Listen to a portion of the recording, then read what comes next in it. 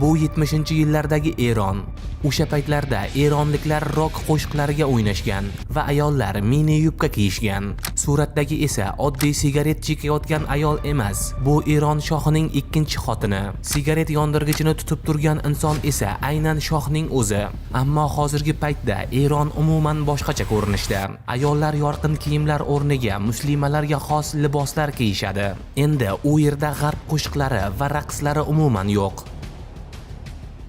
Qanday qilib bu mamlakat g'arblashish va ommaviy madaniyat ta'siridan chiqib islomiy respublika bo'lishga erishdi? Nega yana Eronda hukumatga qarshi harakatlar ko'payib bormoqda? Buning oqibatlari qanday bo'lishi mumkin?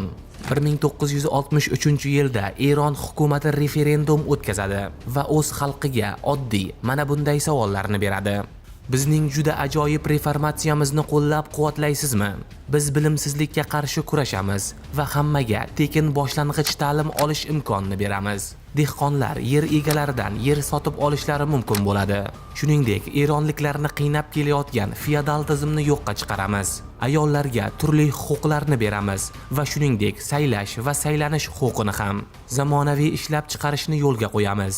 Eng asosiy ittifoqchilarimiz Amerika Qo'shma Shtatlari va Buyuk Britaniya bilan birga porloq g'arbona kelajak sari boramiz.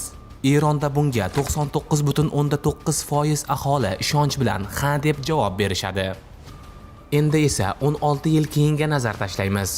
Eron ko'chalarida aholi hukumatga o'z noroziligini keskin bildirib, shohning rasmlarini yoqib, unga o'lim tilashmoqda va o'zlarining rahnamosi bo'lgan 14 yildan beri quvg'inda bo'lgan, lekin islomiy revolyutsiyani qo'llab-quvvatlagan Xumayniy hukumat tepasiga kelishini talab qilishadi.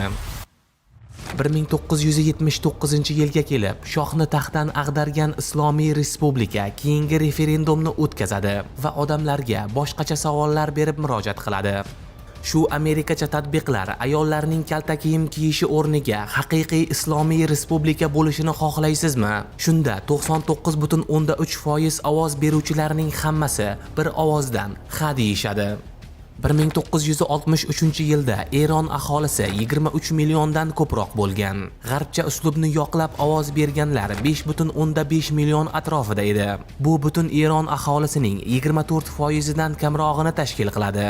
Lekin hukumat bizning g'oyamizni 99.9% ovoz beruvchilar qo'llab-quvvatlamoqda deyishgan.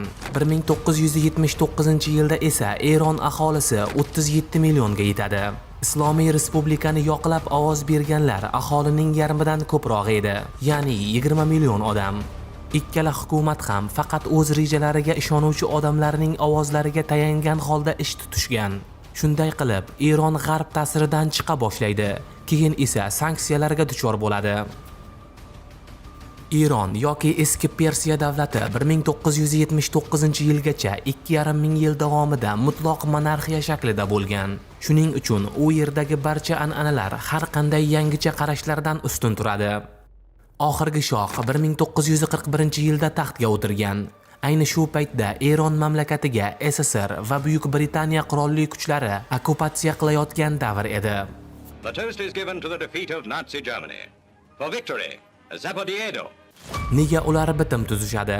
Birinchidan, harbiy ittifoq tuzish hamda Germaniyaga qarshi urush ketayotganida strategik neft zaxiralari kerak bo'ladi.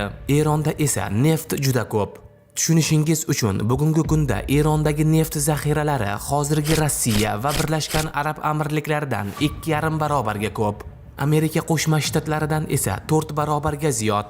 Umuman esa Eron neft zaxiralari bo'yicha dunyoda 3-o'rinda turadi. Undan faqat Saudiya Arabistoni va Venesuela oldinda turadi. Ikkinchidan, mamlakat geografik jihatdan juda qulay joyda joylashgan. SSR Ikkinchi jahon urushi paytida aynan shu Erondan o'tgan temir yo'llardan o'ziga kerakli bo'lgan lent-lezni, ya'ni harbiy ta'minot va gumanitar yordamni Amerika Qo'shma Shtatlaridan olib turgan. Balki bundan xabaringiz bordir. Aynan Tehronda 1943-yilda Gitler fashizmiga qarshi ittifoqchilarning tarixiy uchrashuvi bo'lgan. Unda Stalin, Cherchill va Roosevelt ishtirok etgan. Lekin tehronliklarning o'zi bu uchrashuvni juda yaxshi xotiralar bilan eslamaydi. Chunki aynan o'sha davlatlar Eronni okkupatsiya qilgan. Ikkinchi jahon urushi tugaganidan keyin albatta Britaniya va SSR harbiy kuchlari Eronni tark etadi. Ammo Eron neftiga ega chiqish xohishi hech kimni tark etmaydi.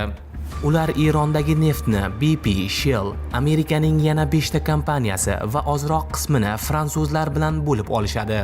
Eronliklarga esa 25 yilga shartnoma hamda sof foydaning 50% tegadi. Shunda Erondagi narsa eronliklarniki deb chiqqan vazirning gaplaridan so'ng britaniyaliklar va amerikaliklar bor e'tiborini shohga qaratishadi. G'arbliklar neftni olishadi, eronliklar pul olishadi va yana ozroq texnologiyalar.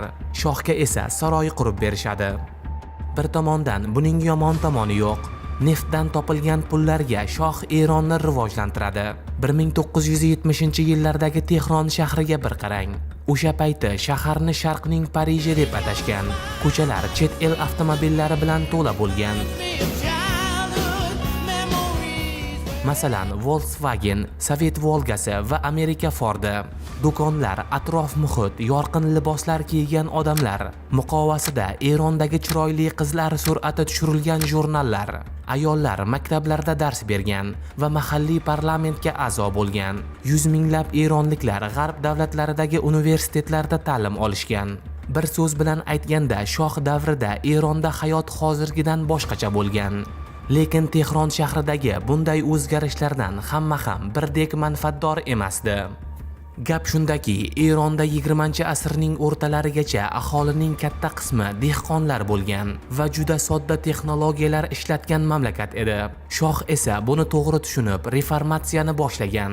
Bir tomondan qishloq xo'jaligiga yangi texnologiyalar kirib kelishi unumdorlikni oshirgan. Ammo boshqa tarafdan endi qishloq xo'jaligi uchun shuncha dehqon ishchi kuchi kerak bo'lmay qolgan. Traktorlar va kombaynlar dalada ishlay boshlagach, millionlab bechora eronliklar shaharlarga yaxshiroq hayot qidirib borishgan.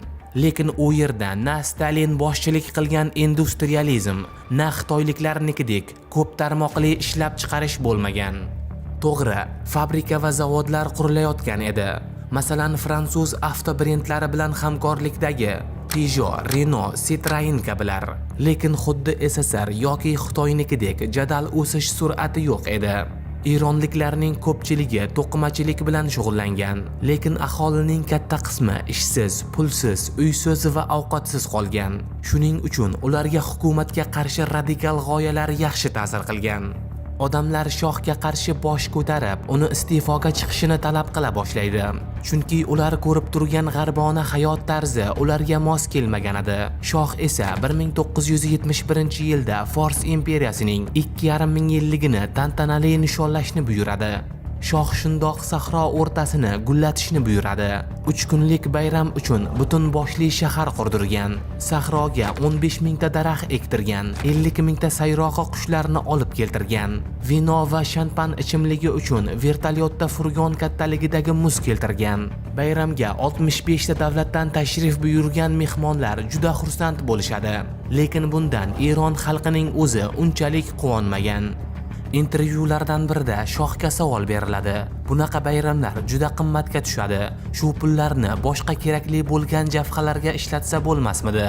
Shoh bunga xotirjam javob bergan. Ular qancha pul ketganini qayerdan bilishsin? Amerikalik jurnalistlar keyinroq bayram xarajatlarini $100 million deb baholashadi. Bugungi kunga kelib bu $600 million bo'lardi. 70-yillar oxiriga kelib oddiy odamlardan islomiy davlat targ'ibotchilari ustalik bilan foydalanishadi. Ularga an'anaviy islomiy respublikada hammasi yaxshi bo'ladi deb uqtirishadi. Lekin aynan shundan keyin Erondagi ahvol yildan yilga yomonlashib, unga qarshi sanksiyalar qo'llana boshlandi. 2022-yilning 22-fevraliga qadar Eron sanksiyalar bo'yicha birinchi o'rinda edi.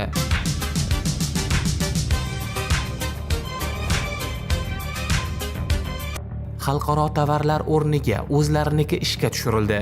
Biz o'rganib qolgan internet o'rniga o'zlarining analiklari bo'lgan YouTube, Facebook va Netflix joriy qilindi.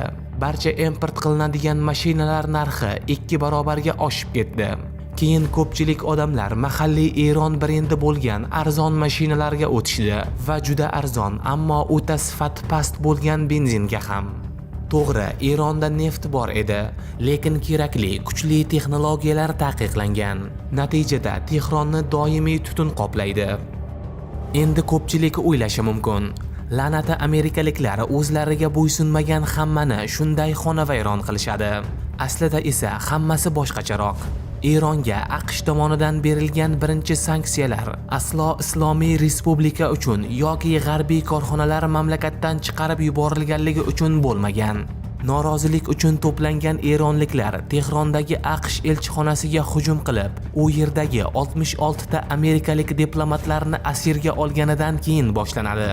Diplomatlarni asirga olinish sababi ular mamlakatdan qochib ketgan shohni Amerika Qo'shma Shtatlari hukumati qaytarishini talab qilgan.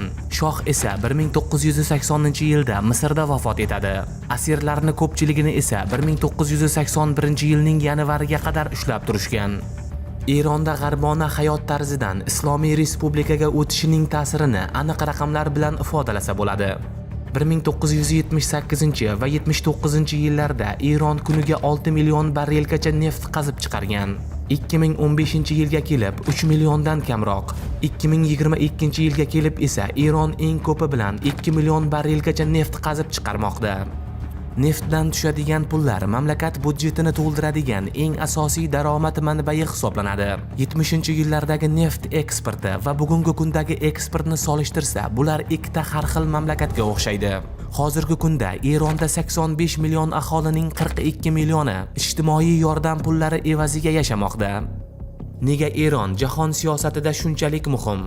Birinchidan, juda qulay geografik joylashuv. Fors davlati doim savdo yo'llari uchun chorraha bo'lgan Kaspiy dengiziga chiqishi mumkin.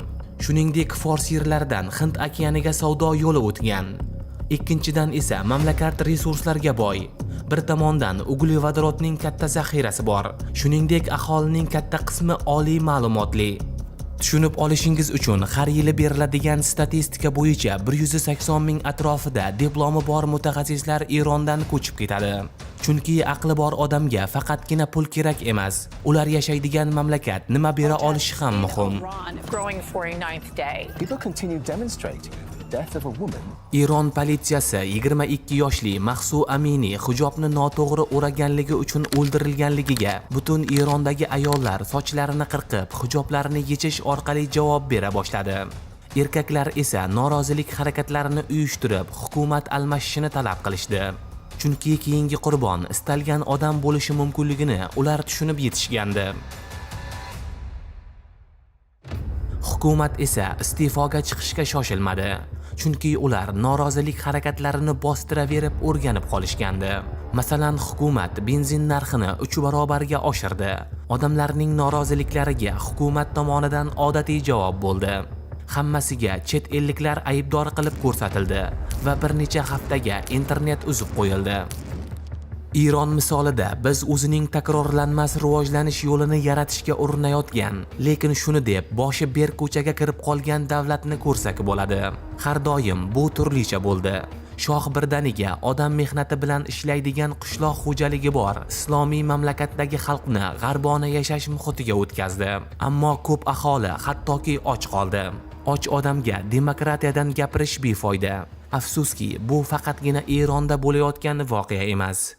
Mamlakatni rivojlantirish xuddiki yosh bolani katta qilishga o'xshaydi.